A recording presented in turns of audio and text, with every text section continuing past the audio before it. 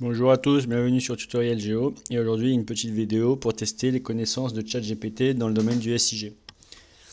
Donc on avait déjà fait une première vidéo il y a quelques semaines de ça sur ChatGPT, j'ai enchaîné avec quelques vidéos sur Copilot et là on va un peu revenir pour voir les qualités de réponse sur ChatGPT, sachant que à mon sens, mais peut-être que je me trompe, vous me direz dans les commentaires, mais je pense que ChatGPT ne va chercher ces informations qu'uniquement au travers d'ouvrages qui ont été numérisés par OpenAI, donc une base de données qui n'est pas liée à Internet, ou en tout cas pas directement liée à Internet, contrairement à Copilot où on voit qu'il va chercher la majorité de ses réponses, en tout cas une des grandes sources pourvoyeuses de données de Copilot, qui est Internet.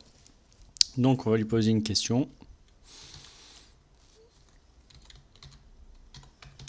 Qu'est-ce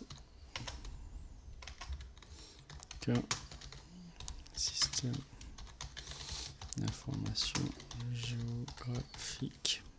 Question à 0$. Alors ça en français, de base il est en anglais, mais je pense qu'il va comprendre. Parce qu'il y a parmi les 70 millions de paramètres qu'il y a dans le moteur de ChatGPT, dans l'équation de ChatGPT qui, je crois, de mémoire est un réseau bayésien, il y a la langue.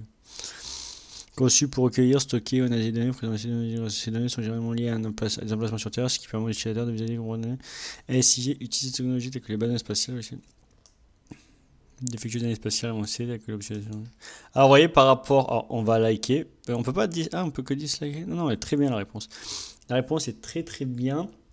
Très très bonne, très très correcte. Et je pense qu'elle est même plus qualitative que ce qu'on avait demandé pour Copilot. D'accord? Alors, peux-tu me lister des logiciels SIG? Alors, il y a aussi parmi les paramètres de ChatGPT des liens entre les questions et les réponses. Donc quand je vais dire SIG, pour lui, instinctivement, ça va être système d'information géographique parce que je lui ai posé la question avant. Mais un SIG, si vous lui posez une question brute, qu'est-ce qu'un SIG? Il y a plusieurs réponses possibles. Ça ne veut pas dire que système d'information géographique. Mais là, il va faire le lien.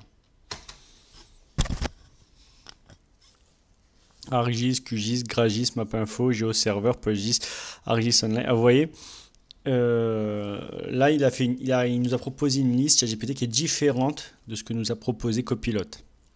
Donc là, on voit qu'il y a bien des logiciels SIG, ArcGIS, QGIS, GraGIS, MapInfo. GeoServer, ce n'est pas un logiciel SIG. PostGIS, ce n'est pas un logiciel SIG, mais une extension de base de données spatiale. ArcGIS Online, c'est un outil de web mapping, ok. Google Earth Pro, idem. Même si pour moi, je le rentre dans les outils. Avec Google Earth Pro, je le rentre dans les outils para-SIG. GeoServer, je ne le rentre pas dans les outils SIG, je le rentre dans les outils dans la catégorie serveur cartographique.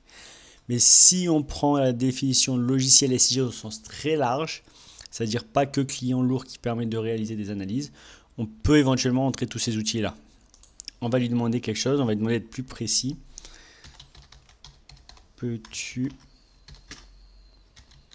me donner la liste exhaustive des SIG avec la distinction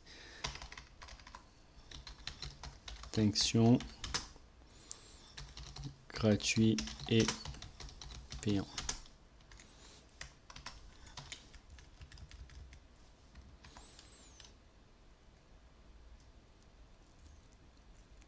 Donc on va lui demander d'être un peu plus précis.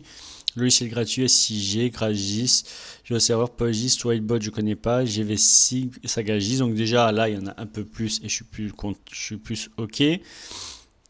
Esri, donc ArcGIS, MapInfo, Envie, très bien. Global Mapper, Erdas Imagine, Surfer, Terrascan, très bien. Ça c'est vrai. Alors donc ça, quelque chose qui est très bien dit, et c'est dit à la fin, mais c'est quelque chose d'assez essentiel. C'est qu'il existe beaucoup de logiciels SIG car chaque logiciel SIG a un petit peu sa spécificité. Vous voyez, SagaGIS c'est plus orienté analyse et traitement de données terrain, analyse d'image, analyse de terrain. Le serveur, bon lui c'est un serveur carto, ça n'a rien à voir. PostGIS c'est une extension spatiale. QGIS c'est un logiciel SIG complet. GraGIS, pareil, je le mettrai comme ça. GraGIS, c'est un outil de croisement, d'analyse et de croisement de données terrain, même s'il y a des petites spécificités dans Saga qu'on verra dans beaucoup de vidéos qui le rendent un peu plus global et complet. Donc Map Windows 10, je ne connais pas, mais j'irai voir. Et GVSIG, c'est un peu une copie de QGIS. Voilà. Donc là, pour le coup, il n'y a pas vraiment de spécificité. Si vous prenez Envy, ben Envy, c'est vraiment orienté télédétection, pure et dure. Voilà. Le domaine de la télédétection géomatique. ArcGIS, c'est un outil complet. MapInfo Professional, c'est peut-être plus orienté vecteur de base, mais avec des modules raster. Surfer et Terrascan, je ne connais pas très bien. Terrascan, vous voyez, un logiciel spécialisé dans le traitement des données LIDAR. Très bien. Et on va lui poser une dernière question technique pour voir s'il est capable de répondre. Comment réaliser une analyse de terrain avec Sagagiss?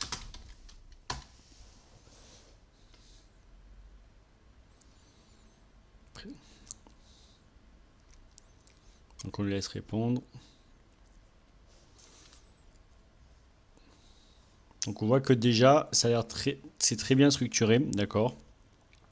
Assurez-vous d'avoir les données de terrain de type MNT, donc on est d'accord. Importer les données d'importation. Donc là, on est vraiment dans une réponse moins technique que ce que propose Copilot, puisque Copilot va chercher les réponses sur le web et donc potentiellement on peut avoir des réponses très précises, alors que Sagagiss, on voit que ChatGPT propose des réponses un peu plus génériques. Configurer l'outil d'analyse, ça c'est vrai, mais il ne nous dit pas exactement la manipulation. Lancer l'analyse en cliquant sur exécuter, évaluation des résultats, affinage des résultats, ça c'est vrai, exportation des résultats. Globalement, la méthode est très bonne et je préfère franchement quelqu'un qui me donne de la méthodo plutôt que de la technique, parce que la méthodo c'est immuable alors que la technique peut évoluer. Mais néanmoins, j'attendais quand même une réponse un petit peu plus technique, même si c'est quand même de très très bonne qualité la réponse, mais on n'a pas la réponse exacte de ce qu'on cherchait. Donc voilà, donc une petite vidéo sur ChatGPT qui nous montre quand même son degré d'interprétation et de compréhension des SIG est assez poussé comme Copilot, mais qui nous fournit des réponses différentes quand même. Je vous remercie d'avoir regardé cette vidéo et je vous dis à bientôt pour de nouvelles vidéos. Bye bye.